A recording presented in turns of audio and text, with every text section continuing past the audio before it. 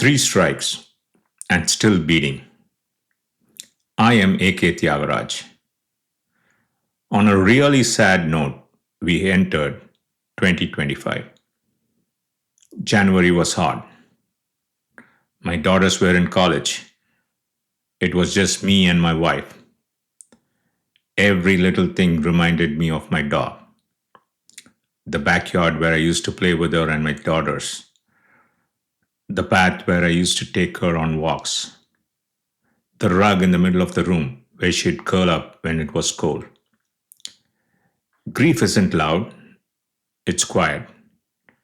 It creeps in when you're loading the dishwasher, or watching TV, or sitting alone in the den that used to feel full with just my dog lying there. We were empty nesters now, and dogless. The house had too much silence, too many memories, too many ghosts. But life moves on, even if you're not ready. In addition to my grief, my symptoms were getting worse. I thought it was medication related. So I started cutting out non essential supplements and meds one by one. When I told people about my symptoms, they joked. That's what happens when you get old. And honestly, I kind of believed it. I saw my primary care doctor mention the symptoms. He ran every test in the book and found nothing. So nothing's wrong? What the fuck is wrong with me then? I feel like I'm dying and I get a clean bill of health.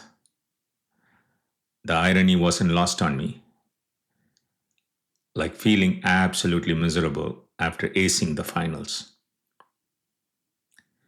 The next couple of months were tough.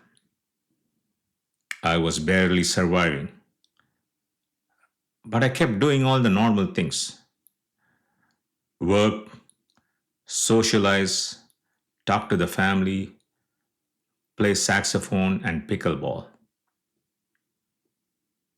Then came my annual cardiologist visit. He ordered an echocardiogram, the ultrasound of the heart. The results came in before my follow up. My wife and I started feeding them into ChatGPT, our virtual friend, philosopher, and doctor. The numbers were not reassuring. It was clear my leaky valve was acting up. Further ChatGPT digging confirmed it. Valve regurgitation. The valve wasn't closing properly. Blood was backflowing, and my left ventricle was really dilated. It wasn't surprising. The valve had always leaked. But this time, the numbers showed it had gotten much worse than a year ago. A small plumbing flaw was wreaking havoc on my life. The leaky valve I was born with, the one the cardiothoracic surgeon flagged after my heart attack, saying it might need fixing in 5 to 10 years, had finally reached its deadline. I also learned I was in stage 3 heart failure. High risk for my heart to stop completely. So when I told people I felt like I was dying, I wasn't exaggerating. I was actually dying. My wife and I decided that we should go to the top hospital in the area for this procedure. So we shortlisted the valve surgeons in that hospital. At my next cardiology follow up, I didn't waste time. As soon as he walked in, I said, "Doc, I want a referral to a valve specialist. He didn't hesitate. Yes, he said. That's the right call. His tone shifted from casual reassurance to serious concern. It was fear and relief at the same time. My valve needed a major fix, but at least now there was a reason for everything I'd been feeling. Then came the video appointment with the valve surgeon. My wife joined me. After a quick hello, he got straight to it. I looked at your echo. You need a valve replacement. Open heart surgery. He wasn't messing around. Strike three. The final pitch. I had seen this pitch come a long time ago, but I didn't even bother swinging the bat. But this wasn't a game anymore. No scorecard, no crowd, just my chest, my heart, my life. Again, I wasn't completely shocked. Part of me had been expecting this ever since my cardiologist first mentioned that leaky valve 7 years ago. You can run, but you can't hide. Not from your own heart. He added, I want you to do an angiogram to check for blockages. If we find any, we'll fix them while we are in there. I ended the call. My wife and I just looked at each other. No words, just exhaustion. We'd been here before. Didn't make it any easier. At least, I joked. This wasn't as painful as remodeling the kitchen. I went ahead and scheduled the angiogram. But frankly, I was wondering if it was even necessary. I was confident I wouldn't have any new blockages. I'd taken extra precautions, done everything right. Better diet, regular exercise, all the meds. Still, it was standard protocol before open heart surgery. So my primary cardiologist went ahead and did the angiogram. Same routine: gown, IV, monitors, anesthesia. When I woke up, he told me I had two new blocks. I was like, how the fuck can this happen? I'm eating better, exercising, taking statins. He said, we'll let the surgeon handle it. Bypass grafts when he does the valve. Cool. Bundle procedures, like a McDonald's value meal. Would you like fries with that valve replacement and bypass? My wife picked me up. I told her. She was speechless, probably thinking, this dude and his familial disease. I tried to be an ostrich, head in the sand, pretending it would all go away. But all that ended when I saw the surgeon in person. We all went, the whole family, a family trip. First, the physician assistant, questions, tests, explanations. Then the surgeon walked in. He was calm, pleasant, genuinely empathetic.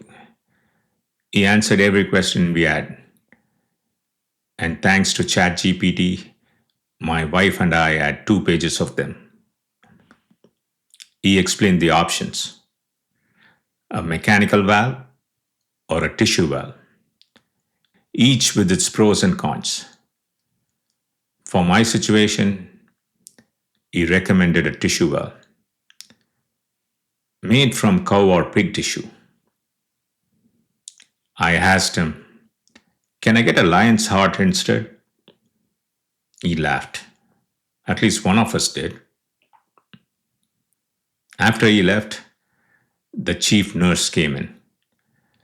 Calm, efficient, all business. She walked us through the pre op and post op details.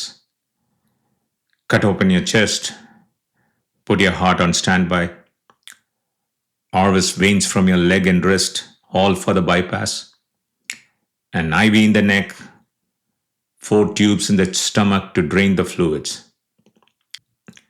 It almost felt like they were using me instead of a cadaver to teach med students.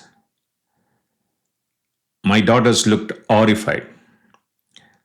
I made my usual silly jokes, not sure if I was trying to mask my fear or if I had just given up. I tried to stay stoic, but inside I could feel it, the weight of what was coming. Not just for me, but for the whole family. You can only joke so much when you know they are about to open your chest. We set a date. No turning back now. The waiting was brutal. Fear, hope, preparation. I told family, friends, work. It was like planning my own funeral. My sister flew in a few days before surgery. Moral support. Surgery day. I checked in at 5 a.m., said goodbyes to the family, and got admitted. IV, shaved from neck to toe. Multiple nurses came in, one after another, asking the same questions, 10 different ways. Medications, allergies, side effects, procedure confirmation. I was like, can we cut the preamble and just get the surgery done? I tried to smile and not be rude. They were just doing their job, but I was already half checked out, mentally signing the waiver even before they handed me the clipboard. They wheeled me into the OR. The surgeon smiled. It's going to be fine, I thought. I don't care. Just give me the anesthesia. Up to this point, I had enough anesthesia to fill a gas tanker. Next thing I remember, waking up. Machines, IVs, people in scrubs. Groggy, but alive. I'd had open heart surgery and I was still here. Guess the folks betting against me in Vegas just lost their money. At some point, somewhere between the pain and the fog, I remember hearing a voice. Maybe it was the doctor. Maybe it was my wife. Someone said the words. The surgery was a success. The surgeon had replaced my valve. He'd done the bypasses. Everything had gone according to plan. But I wasn't relieved. Not even close. I never really worried about the surgery itself. I knew I'd either wake up or I wouldn't. Simple binary results, 0 or a 1. What scared me was everything that comes after: the pain, the recovery, the waiting, the fragile, unpredictable living that follows survival. Now that the surgery was behind me, I had to face reality. A week in the hospital, pain, meds, nurses, therapists, non-stop. They wanted me out of the hospital as soon as possible. I wasn't ready for the real world. I could have stayed in the hospital for the next 2 years. Eventually, discharge papers. My wife drove me home. Every bump, every turn, agony. Chest, ribs, back. Felt I had been beaten up by James Bond villains. On the drive, I wondered, can I really do this again? Recovery, pain, starting over. We reached home. With help from my daughters, I limped to the door and opened it. I fully expected my golden retriever to come trotting up, tail swaying, eyes bright, like she did after the last two strikes. But she wasn't there. The silence hit harder than any shock. I stood in the doorway, waiting for a sound that never came, then slowly limped inside. Every step heavier than the last. I looked around the house. The same walls, the same air, but everything felt different. I'd survived again. But survival isn't the same as living. And this wasn't my first rodeo with survival. I'd done it twice before.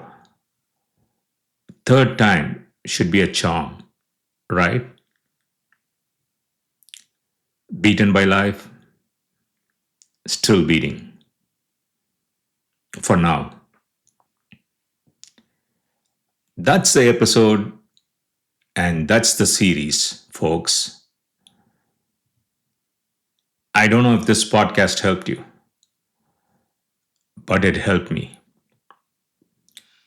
And if you have made it this far, thank you for walking with me through every strike.